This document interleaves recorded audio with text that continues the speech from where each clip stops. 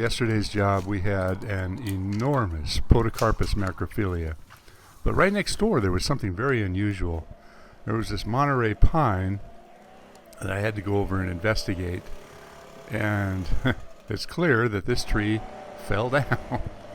And rather than getting rid of it, they just left it. So you can see how much decay there was from where it fell down.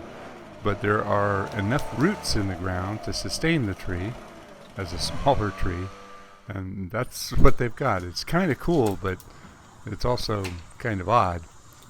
It's a Monterey pine, which can get quite large. You can see it's leaning on that bottom limb to keep it from going all the way down. You don't see this very often except in the wild.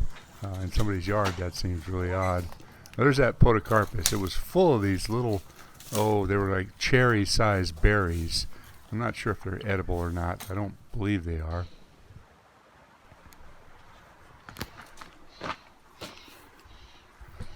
So we finished up early, and I had time to have the guys come up to my house. We've got a big dead tan oak up here. And we used a Speedline. If you've never used a Speedline, it's really a remarkable way to work. You tie the rope way up high in the tree, and bring the rope down, and you attach bits of webbing with carabiners to each of the limbs. Obviously, the ones down low don't have enough of an angle, so they don't go quite as well. But here we are a little bit later on. I didn't video all those branches all the way up here. I went over, took the GoPro and just stuck it on a stick so we can get a little bit of this action here. It was interesting that the weather was blowing in, and we've actually got some rain predicted for this coming Sunday. So I really wanted to get this tree out of here. And one of the reasons that there was an urgency is on the tan oak. Once they die, and they're dying by the millions from the Phytophthora ramorum sudden oak death. Once they die, they become quickly infested with beetles, either the ambrosia beetle or the oak bark beetle, but the trees become just riddled with little holes. And so they become very, very dangerous quickly, and the wood rots very quickly. So honestly, when a tree dies in the forest, it's usually on the ground within 2 years. But after 6 months, it becomes extremely dangerous. And I didn't want to put this off, because interestingly, this tree died only a week ago. 3 weeks ago, I could see that it was starting to change colors. Actually noticed the first signs of it starting to go off about 2 months ago. But 3 months ago, the tree looked perfectly green. It looked, I didn't pay any attention to it. Maybe there were some subtle signs, but I didn't see it. And then I came home one day, and boom, the whole thing was brown. So Jorge's up here doing the Speedline work, and you can see that it's a double top tree.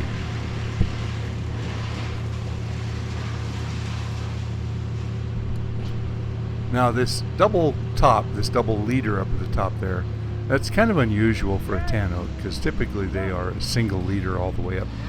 And it's possible that something may have happened here that caused it to develop two tops. But because it has two tops, I'm a little bit worried. So I told Jorge to tie the two of them together when you're up there, because the possibility of that splitting off, especially when we're exerting a lot of pressure on it. I'm going to speed this up a bit. Okay. Go. So by speeding up the video, you can see what we're doing a little bit more clearly. I didn't speed up the sound because that just sounds ridiculous. So we were able to get this job done pretty quickly. It was only about 2 hours. We just brushed it out because we didn't have time to do it. It was like end of the day, let's go get a little bit more work done before we got to call it quits. But I tell you, the weather was blowing in very unusual. At one point, the clouds that were moving through us moved right through Jorge, and he completely disappeared, and then instantly came right back as the cloud blew through it. The wind was picking up, and it was rocking him around up there, and it was a little sketch. It was a straightforward job, but you do have to be wary. Now, when you've got a double split top like this, there is always the possibility that there is a crack or weakness down in that inclusion area, in that area where the two trunks come together. You got to remember, this tree gets buffeted in the windstorms, and the possibility of a crack in there. I'm sure he inspected it, but I told him that you've got to tie those things together if you're working up there. So we've got the speed line wrapped all the way around both sides of the top of the tree, which made him feel a little bit more secure. So we got about 10 straps, and each strap is 6 feet long. We use tubular webbing. You can get it at REI for about 45 cents a linear foot. So each strap costs $3. And then one carabiner, we just use oval carabiners, which are about $8. So each setup is only about $11. So we have 10 of those. So every time he uses up 10, we got to gather them, take them down to him, and he's got to hoist them back up. It started getting really late, and I told him just blow out the tops. We'll clean those up. It was more of a matter of urgency to get it to a point where we wanted to get it all brushed out.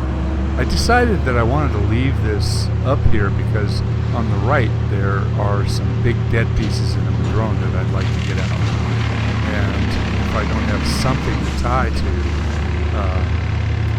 it'd be pretty sketchy climbing that madrone. That madrone's half dead. Plus, if I get an upper rope up there, it gives me something to lean on. But in any case, just getting it brushed out was my main objective. Here I'm switching to another camera. You see the same thing one more time. He cut most of the way through. He cut a back cut most of the way through. He had a little bit of weight leaning back towards him, so it didn't go real great. So he did end up stopping, leaving the paint gun with a little bit of push. There it goes. And that one came fairly close, but it's about 20 feet further down. And here we are this morning, and beautiful sunrise. So I'm off to work now. Thanks for watching.